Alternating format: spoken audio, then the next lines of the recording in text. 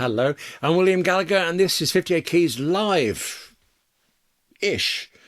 Okay, I mean, if you've just stumbled across this on YouTube because it said Scrivener in the title, hello, lots of Scrivener to come. But on the off chance that you are one of the people that was waiting to see this go out live when it was first due to on Wednesday, March 25th, I think, 2026, then, sorry, you may have seen, I just totally blew it.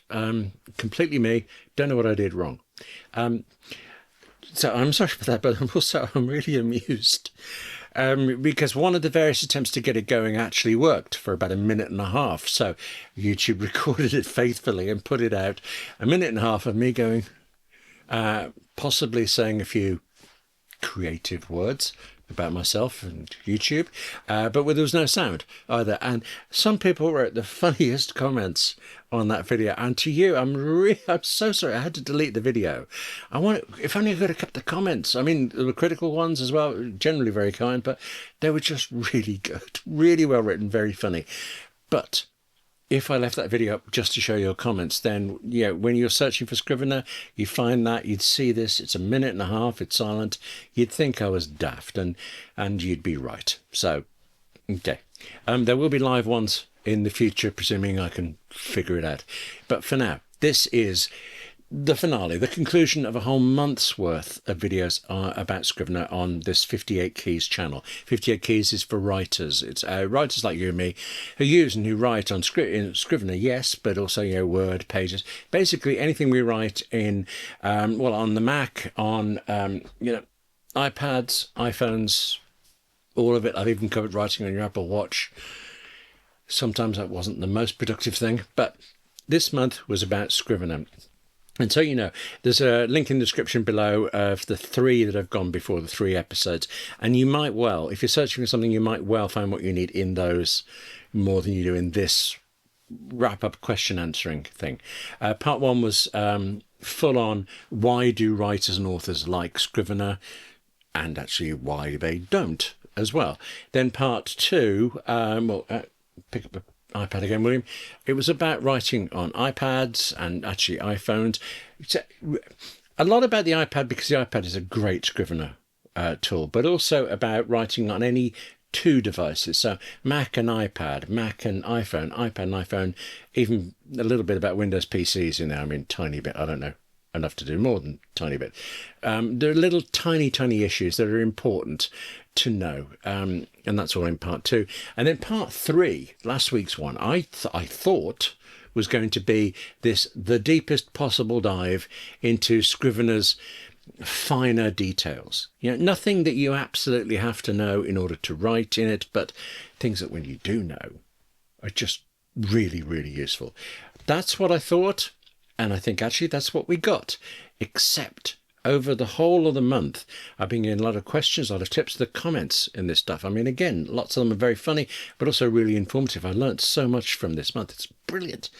And I hoped, well, more than hoped, because we're going to do this anyway. We were going to do this in a way, but the intention was with the live one, but not just have the fun of talking with you live in the chat box and all this stuff, but also I was actually unusually proud of myself for one line I wrote. I'm a professional freelance writer and I'm proud of one line. But it was this. I was trying to describe the live version of this, and I said that it was ask me anything and tell me everything. It had to be both. You telling me how you use Scrivener, you asking questions, me going through questions I've already got and that I've looked up the answers to. It was going to be a proper on natter that was hopefully useful as well as fun. Let's try to do the useful part. At least. So it's like I said, loads of questions have already come through and I don't know all the answers, but we can talk about some of them a little bit. Right. B. Posner Publishing, for example, has just started using Scrivener and has been a bit confused. Wanted to see more about setting up defaults for fonts and such like that. I think this is going to play into a couple of different things. If you don't happen to know, I mean, if you're a writer, so you know what WordPresses are like. You've come across styles.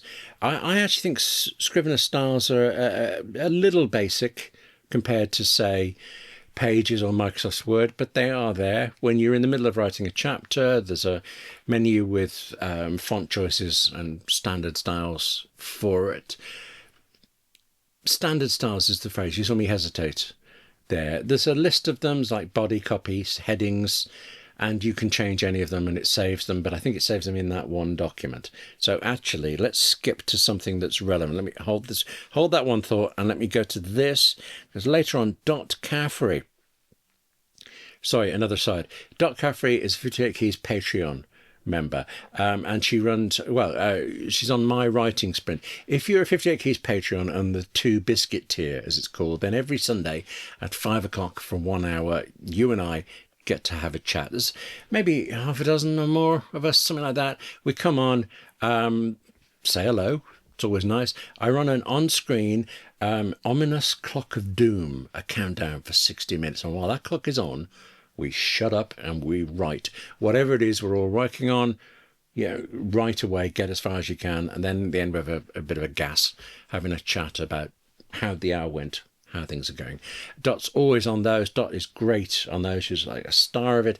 And now she's actually running a couple of her own.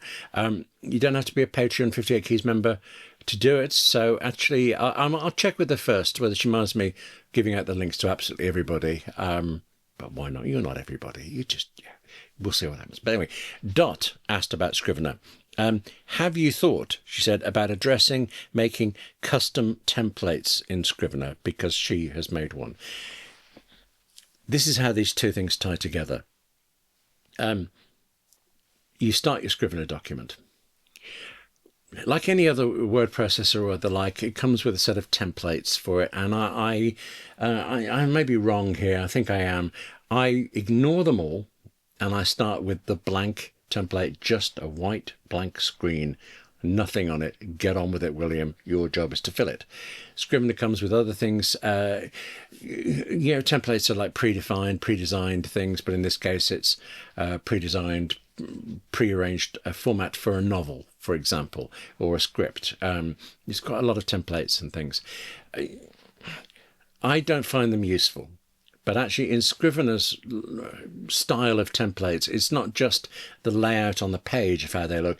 It's certain little extras you get. So if you did choose the novel template from Scrivener, well, it comes with this thing called a binder. Scrivener, where you write, is this one window down the side. You're supposed to think of it like an old-fashioned ring binder, where you can plug anything into that folder. In the binder has all your chapters, all your writing, but then also other different things. Like they all have a research folder, which I'm sure we'll come to.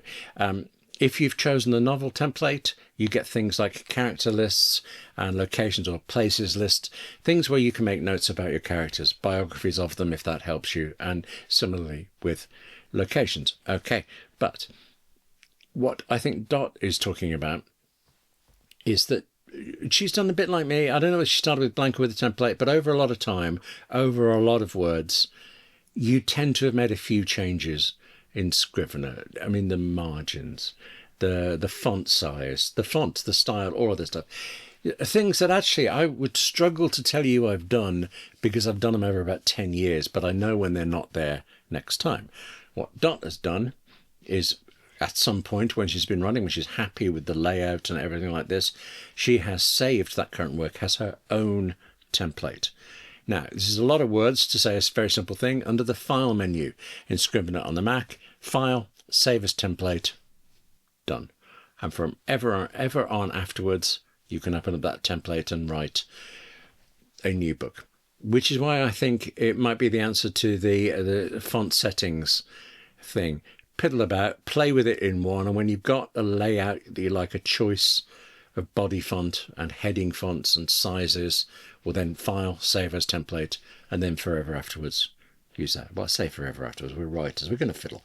Forever until you next change your mind and do something about it. Okay. What's that? Does Scrivener win on that line? Is it Scrivener 1? I think, yeah, it did. Yeah, it did okay. Let's see. Next, also, I think actually a couple of people asked about this, specifically about the difference between the free version of Scrivener and the paid-for version. And that one's spectacularly easy to answer, because there isn't a free version of Scrivener. I think the people who are asking it were thinking about the trial version. Scrivener has a very generous trial. I mean, you know how trials work with apps. You download the app, you get to use all of the features, and then just when you're into it, it's no, pay up, or you can't carry on using it. That's like a ransom note more than a trial. But same with Scrivener. I think actually Scrivener's unusual. It has a very generous trial period, plenty of time for you to decide whether you like it or not. And then actually, when you go to buy it, Scrivener's ludicrously cheap for it. You know, I mean, if I had 15 years use out of it and it was cheap then, I think it's still the same price now. We'll see. Excuse me. So the trial version is the only version that's remotely free, and it lasts, I think it's 30 days thing. After that, you pay. Fine. The same person, one of the people was asking that, Places of Judgment, which is a great name, isn't it? I mean, it's faintly ominous, really, but Places of Judgment also asked about EPUBs in the research folder.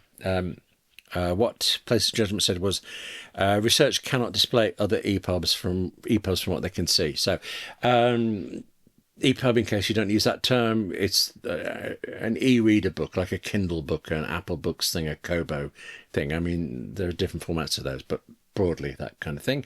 The research folder, that's something we need to talk about, because if you've seen any of the previous things, you know the research folder is a big thing in Scrivener. I mentioned the binder down the side. Binder down the side lists all your chapters as you write them, and then these other sections, there's a bin, a trash thing. There's also this research folder. You can drag into that research folder pretty much anything. PDFs, spreadsheets, websites, website links, audio. I've even dragged in video to see if it would work, and it did. My tiny book and a movie in there, but you can. I did. It worked. The one thing that does seem to be problematic is this thing of an EPUB. With any of the rest of the things I've tried, you go into the research folder, you've added them to the research folder, you go in, you click on them, or you tap the space bar, and if it's audio, it plays. If it's video, you see it. If it's a PDF, it opens up, you read it, all of that stuff. But if it's an EPUB, nothing. You drag a book. There's something weird about dragging a book into your book, but, that's what you do. You drag an EPUB file into the research folder, and it goes in. It is in there, but all you see is the cover of that EPUB if it had a cover. You can't actually get into it within Scrivener. And I agree that's a failing. But as I say, it is actually in there. So this is something else we're going to come back to in little bits and things. The way that Scrivener stores things on your Mac or on your iPad, as far as we're concerned, it looks like it's an ordinary document. You open up Scrivener, you open up your book, you get on with it, hopefully. But behind the scenes, the way Scrivener saves it, although it is actually one document on your Mac, one document on your iPad, that document is really what's called a package. It's a whole group of things lumped together. That seems a crude word, but connected in some way into one document file. On a Mac, if you select that document file, you might have to search for it, a .scriv file, .sci, something like that. You find that, select it, right click or control click on it, and choose an option from the pop-up menu called Show Package Contents, and it unwraps, and you see probably incomprehensible nonsense in there, because this is stuff that's supposed to make sense to the app. We aren't supposed to really look at it ever, and one of the reasons that that's an issue is that EPUB you dragged in will be one of the documents that appears in this package, but it won't have the name of the document. It won't be the name of the book. It'll be hopefully .epub or .mobi, maybe something like that.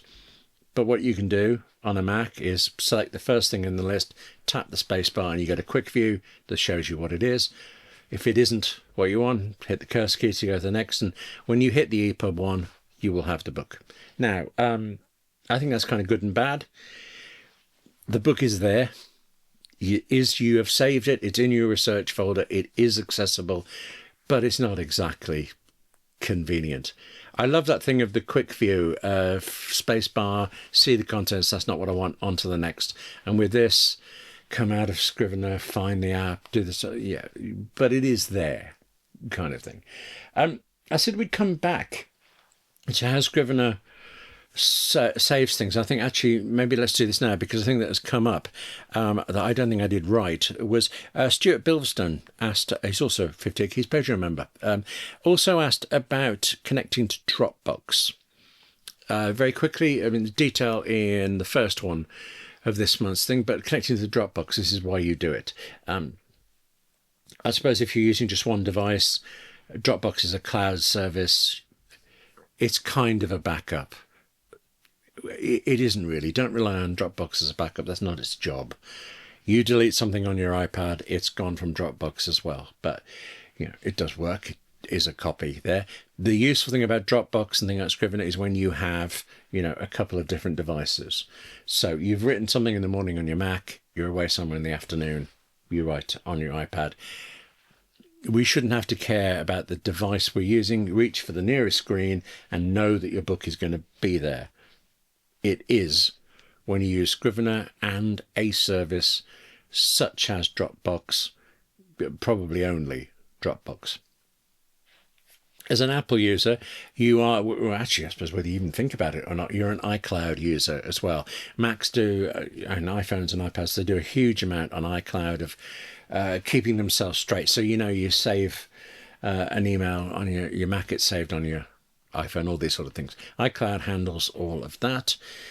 But the way iCloud works is different to the way things like Dropbox do. And that's not a criticism. It's nobody's fault.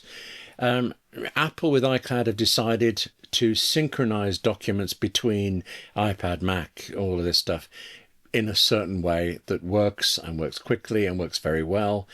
Dropbox does it in a different way, and as it happens, Scrivener suits the Dropbox way.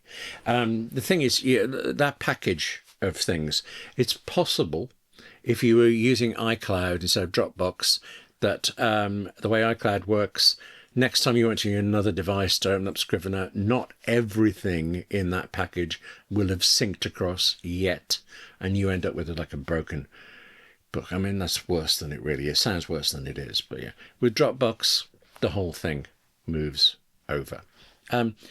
Okay, but as important as that is, as much time as I gave it even just now, as well as in part one, I think the fact that I set up Dropbox 15 years ago means I forgot that you need to set it up.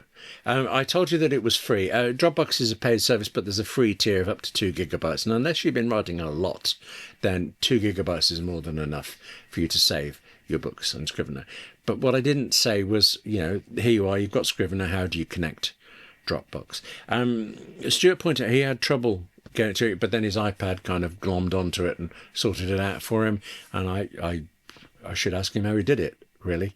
Have a look on the Scrivener website for Dropbox advice, and it will tell you step by step whichever device you're going on. Okay, so right, let's see next. Academic.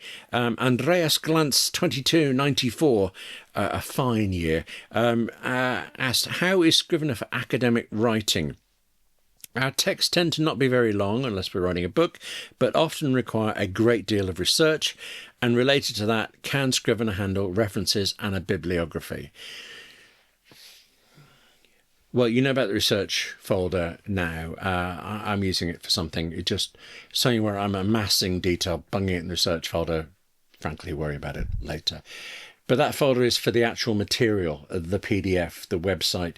It's not something for citations, for example. Scrivener can do footnotes and endnotes, but I don't think it's great at anything more academic than that, because actually someone else, when I was looking into this, was saying, someone else has recommended alternatives. Not alternatives for writing in, but other apps to help you with Scrivener, with academic writing.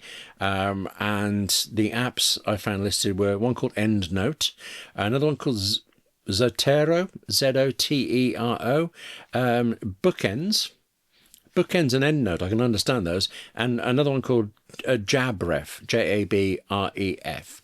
In some way, they assist your Scrivener manuscript. And I don't know if that's that they get inside your Scrivener manuscript or just, it's a good thing to copy out and last. But that's the best I know about Scrivener and academic writing. Darren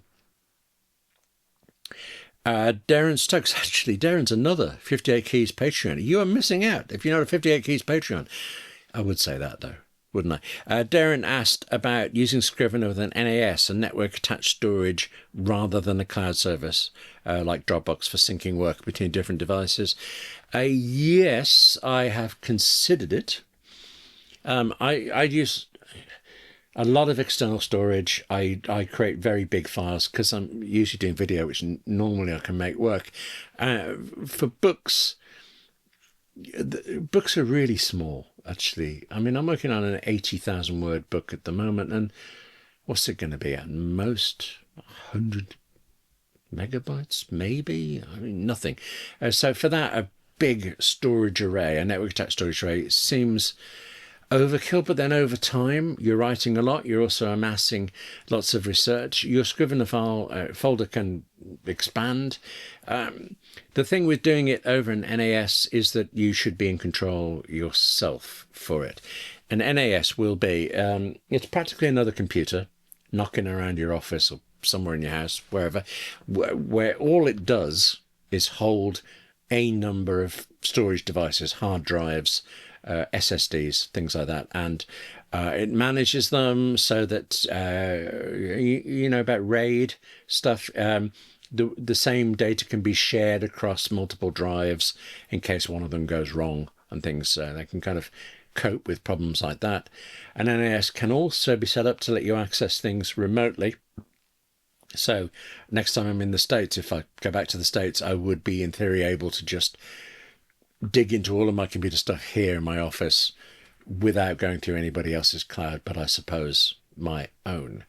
Darren, I know you know more about this than I do because we talked about it. I think you'd agree with what I just said there, but I think you know the answer, don't you, as to whether I should consider it or not. It would come down to cost. That's the only thing I'm thinking of. The cost of all the hard drives, the cost of the what's the phrase? I nearly had it there. The chassis, the ensemble, the box. There you go. Technical term. The box all the drives go in. They can be pretty expensive. But after you've done that, if you're able to afford that and you're up for the slightly technical side of setting them up and using them and then maintaining them, then yes, without question, you could put Scrivener on there instead of over Dropbox. I'm tempted because of the backup thing. Let's see next. Oh no, this is interesting. ARTC 7538. Does everybody have 4 digits in their names? ARTC 7538 says, I've gone back and forth with Scrivener because I get intimidated by its options. I really get that. Please show how to print daily sections of a writing project so that we can get a hard print copy to edit. Oh, okay. I can immediately think of daily things like writing targets. As you may have seen in part 3 of this, you can say to Scrivener, my target word count for the week is 5 or 5,000 or something sensible like that, and it'll show you along the way as you're getting. It can even go, well done at the end or something like that. As for actually working on the, I think you would need to be pretty disciplined and only each day work on one particular thing, the latest chapter, the next chapter, whatever it is. If you are able to do that, then I can see a way for you to print that out. I mean, is that even practical? I'm quite a flighty writer. I'm deep in chapter 17 and I think, oh, I need to set up chocolate earlier. I go back to chapter 1 or something, or if I'm in a crazy mood, the prologue. Assuming you can be disciplined, assuming that it can be worth doing, then yeah, what you could do, funny enough, it ties in a little bit to that thing you said about, what was the phrase you used? About being intimidated. Yeah, sorry, did I just make you jump there with the compile feature on the Mac? Just as a quick aside, because like I say, I know this is what intimidates you. I know the moment anybody says intimidated by it, well, I feel it, but I feel it over this particular thing, which is called compile. Compile comes at the end. It's worth saying this to you because I think it will be the answer to the question, at least as far as I'm able to answer it. But compile, the idea of compile is that you've spent all this time writing your book in Scrivener. You had a lovely time. It's great. It gets to the end, but then you need to send that novel to somebody, that book to somebody, to a publisher, to an editor. Or if you are the publisher yourself, then you need to send it out of Scrivener in a format that your publishing tool, your page layout stuff, whatever it is, Kindle Direct Publishing, whatever it is you're using, what they can use. And what they can use is never Scrivener. This isn't in any way to knock Scrivener. It's just very few people use it. When you look at, the range of people involved in publishing, the number of people on Scrivener, very small. Very happy, I think, and they're all authors, but far from everybody. So you have to get things out to them. If you're used to using something like Pages, you might just export to Microsoft Word format. All the publishers use Word, and you'd be right. With Scrivener, you can do that. I do that, but the way you do it is through this thing called the compile feature. When you go into compile, what it does is it takes every chapter you've written and offers to put them out into one document in a certain format, like Microsoft Word, like PDF, like EPUB. Part of that offering is it will have a list of all of your chapters and they will have little ticks next to them. You could untick everything except the chapter you know you're working on today, hit compile, and away off you go. There is your Word document, there is your PDF, or actually there is a print copy. I presume you can just send it straight to the printer, but save a document, print it later, whatever you need. That is the only way I can think of for just doing today's work. And I know it wouldn't work for me because of how flighty I am. Maybe it would work for you. But while we're messing around in compile, let's, dwell for a moment. Because it sounds very easy, and yet I just kept saying people get intimidated by it. It's not really meant to be a criticism of Scrivener because, again, the reason for the intimidation is that it's so powerful. I mentioned Word, PDF, EPUB. A long time ago, I actually counted how many different formats Scrivener's compile feature could send something out into the world. I did count it. I did get to the end, and I realized that was idiotic of me because every single option comes with a sea of further things you can fiddle with. Just an impossible number of things. If you can think of it, it's in Scrivener. It's in Scrivener for the Mac in its compile feature. And that's, I think, what puts everybody off, if they're going to be put off at all. The concept, compiling it, getting your stuff together, sending it out, easy. Choosing what you want, EPUB, Word, relatively easy. There's so many options. Finding it the first time is a pain, but then you found it once, you'll find it again. Hit the compile button, doddle. But the range of things you can twiddle with. I think I mentioned this in an earlier Scrivener episode, but there was one project where I did more than 40 versions of whatever in the world it was, because it would come out not quite right, but so close. I'd go back in Scrivener, I'd find another option I hadn't noticed, I'd fiddle with it. I mean, I don't even remember what the project was. I think it worked out fine. 40 was a bit frustrating, but once you've done it, I suppose. But that brings me to something else, actually, because this one from John Hind. Because John Hind asked whether you can save compile settings. Looked at Scrivener a long time ago and was disappointed because of this compile feature. We talked quite a lot about this. Those 40 things I did fiddling. Okay. the next time I did a book, if it happened to be through Scrivener and it happened to need to look like that, you don't want to have to go through 40 more piddling fiddles to get there. You want to just be able to say, like last time, please. What John found, he said a decade ago, and I think is still the case, is that you can't say, that's how I like it. Let's keep those settings. And then in some future book go, oi, Scrivener, that's what I want. But thinking this through, even though I can't remember the project I did 40 things in, I did 40 of them, and there is no way I did it from scratch every single time. I know I must have tried it, didn't work, made one fiddle, and then another fiddle, and then another, and cumulatively got to what I wanted because it remembered the last one. Excuse me. It remembered the last one of that document, whatever it was, and it retained those. So I offer that probably a way to save compile settings is to do the thing Dot was talking about earlier with templates. Get the settings the way you want in one document and then file, save as template. I expect, but I don't know, the Scrivener should keep a memory of how you wanted to save that particular document. I should try it, really, shouldn't I? Moving on, though, let's see. Oh, I really like this one. If I even understand it right, this is why this should have been live. We could have asked each other about this. Matthew Melanick, am I pronounced that even remotely closely? Talked about custom metadata.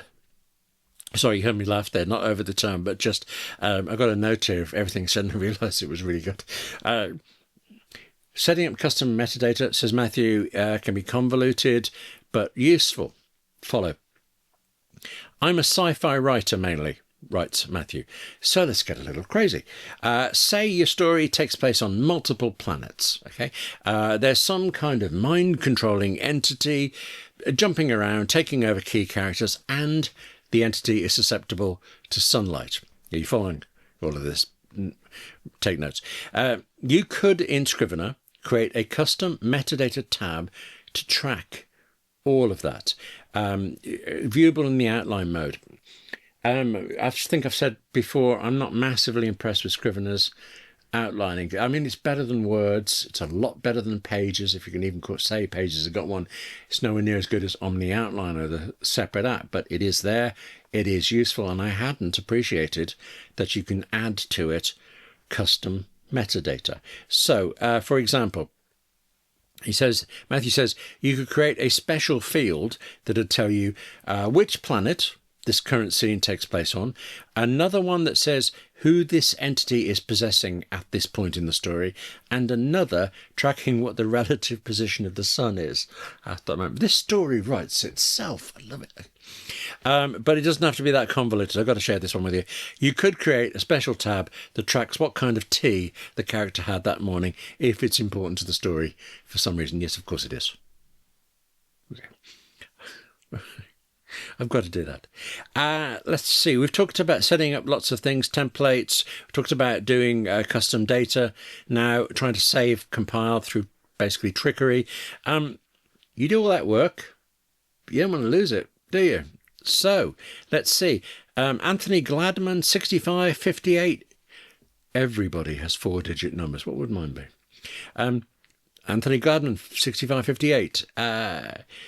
Wants to hear more about its backup features, Scrivener's backup features, and any other tips for not losing it all. 3 answers to this, mostly quickly because I'm going to gloss over them. Answer number 1 is you're backing up your Mac the way you usually do your iPad. Time Machine from Apple. I use a service called Backblaze. It is constantly online backing up of everything I do. So the usual stuff for that. But I think you might be thinking particularly within Scrivener of an option called snapshots. That definitely came up in part 3, but the short version, instructions in part 3, but the short version is you've written a chapter and you think, yeah, that's pretty good, but I'm going to change everything.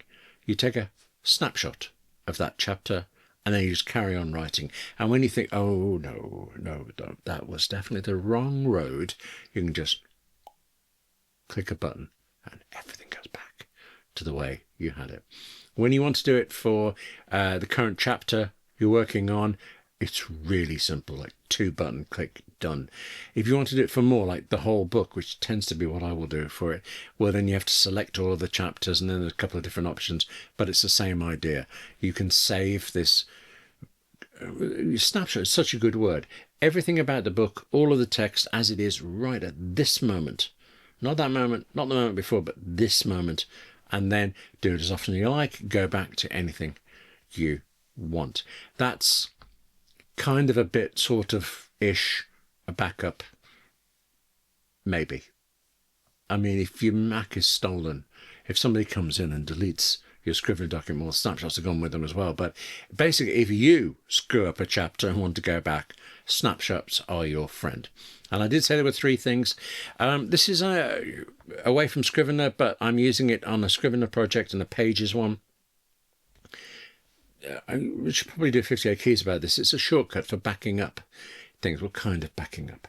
At 6 o'clock every single day, shortcuts on my Mac grabs the latest version of the novel I'm writing when I get to writing it, and emails a copy of it to myself. Okay. I mean, it does a little bit more. It grabs the file, yes. It writes the subject heading, and it includes the date for the subject heading in there as well. But really, that's it. So I can look in my email inbox and I can see each day's work. You could do that with a Scrivener project as well, except with Scrivener, you really need to close your document before you do anything else, before you move to another device, before you email a copy of it, because not everything may be saved yet until it's closed. So in that case, my thing's automatic at 6 o'clock every day, and actually I have a noon one on a different book project. I do the emailing to myself, but I think I'd probably do it manually. I mean, what happens is you make a shortcut that does this. So yeah, you can run the shortcut. You can then go a stage further like I have, and shortcuts automation, tell it at this time, run that shortcut. So I would probably close Scrivener, run the shortcut myself and see it go off. But I mean, not only does that depend on you remembering to close Scrivener, it depends on you remembering to run the shortcut and things. Maybe you could vow to yourself that you will always close Scrivener at the end of your working day or whatever time that is, and then have a shortcut, excuse me, run automatically at midnight or something. Yeah. Maybe you're not looking convinced there. Well, how about this? If you're not convinced, oh no, sorry, I'm name says places of judgment. Is Scrivener likely to be redeveloped to incorporate AI tools? 2 parts to this, and that was the first one. I don't have one thin clue. I would suggest it's likely that if it happens, it won't happen for a long time. Because Scrivener Scrivener is constantly worked on, clearly. Every year Apple brings out a new version of Mac OS and something changes, something fiddles. Scrivener's always updated and worked with it fine. I mean, unless they've been really lucky for 10 years, they put effort in. Presumably the same on Windows as well, same on iPad OS. But beyond that, it hasn't had a major update in a long time. I mean, is it a decade? It beats me how Scrivener looks so modern. Actually, I remember Final Draft always looked like it was some ancient Windows version that had been reluctantly ported over to the Mac. Scrivener looks good on it, but it doesn't get major updates. And AI would be. I don't fully know what I would want AI to do in Scrivener, but I'm sure it would be convincingly good if it comes when it comes. I think that would be filed under not holding breath or something like that. But places of judgment, opposite thing, and this is actually the last thing we need to talk about. Got to cover this. What alternatives to Scrivener are currently available that do as good a job, in your esteemed opinion, Crawler? But yeah, keep it coming. There are two, and I love that this came up because you've gathered I like Scrivener. Leopold Green, I didn't set out to do this. He is another 58 Keys Patreon. You've got to come meet us. It's great. Leopold Green is very, very strongly in favour of an alternative to Scrivener called Ulysses. I've used Ulysses as well. I liked it for a long time. I tend to prefer Scrivener. Leopold had this great thing. He can really, really persuasively map feature to feature what's in both. And he finds things, I think overall, what would he say about Ulysses? That he finds the syncing between devices is instant. I didn't find that when I was using it. It was very quick, but once or twice I would turn from the Mac to the iPad and it hadn't synced yet, and there wasn't a way to say, yeah, come on for it. But that was a while ago, and Leopold's adamant now that it works, so I'm sure he's right.